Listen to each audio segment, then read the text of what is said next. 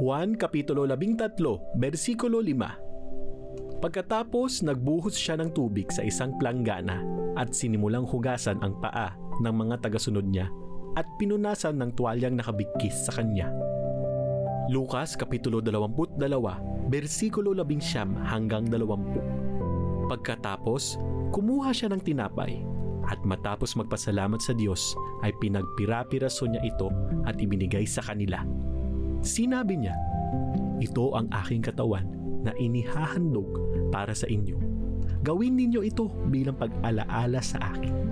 Pagkatapos nilang kumain, ganon din ang ginawa niya sa inumin. Kinuha niya ito at sinabi, "Ang inuming ito ang bagong kasunduan na pinagtibay ng dugo kong mabubuhos ng dahil sa inyo." Sa huling hapunan, hindi lamang itinatag ni Jesus ang banal na hapunan, ibinigay niya ang kanyang sarili. Ang pag-ibig niya ay kusang loob at ganap. Sa paghuhugas ng paa ng mga alagad, ipinakita niya na ang tunay na kadakilaan ay nasa paglilingkod. Tayo ba ay handang magmahal at maglingkod kahit walang kapalit?